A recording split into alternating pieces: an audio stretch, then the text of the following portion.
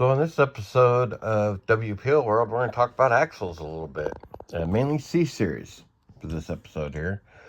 So yes, you have, I'm sure you people notice, you got the axles there under your truck. Now, your stock ones are going to be plastic like this. This is plastic. This is actually a front axle. They're going to have drive cups in here. Okay, and plastic drive cups. And then they're going to have metal gears inside.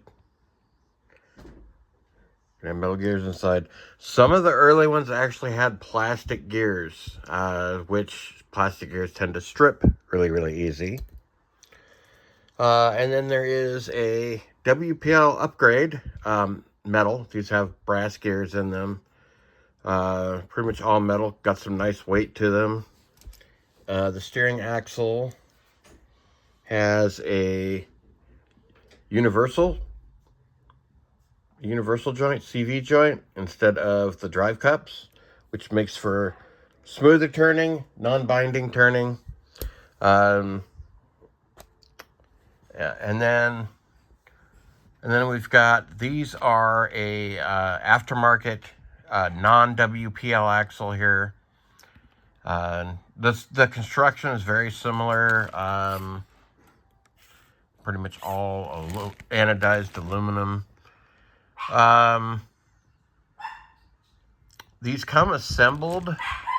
These particular ones come assembled, but you have to disassemble them, completely disassemble the axle, and go through and Loctite, use threads locker and all the screws, and make sure you grease them because they do come dry. When you're assembling the WPL ones, you need to do the same. You're going to want to put some grease obviously in there, and then make, thread lock all the set screws and whatnot. Now, one thing you need to do with the WPL axles is you're supposed to actually shim them to make the mesh good. They come with a little baggie of paper shims that you put on here you basically put it on this side to shim the pinion gear in and out. You can also put, if need be, put like a small washer behind the pinion gear. That would work also. But they're really not all that hard to put together. Mesh is setting the mesh is the hardest part. Okay. And then, like with the plastic axles, pretty much anything's plastic. Like I said, these do have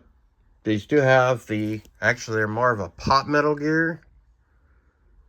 And like I said, the earlier ones were plastic.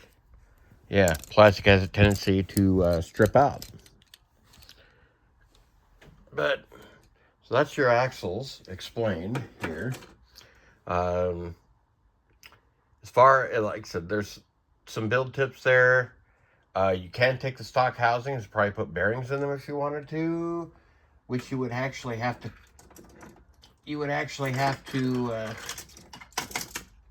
cut these ends off to be able to do that. But yeah, the aftermarket axles have the nice metal roller bearings in them.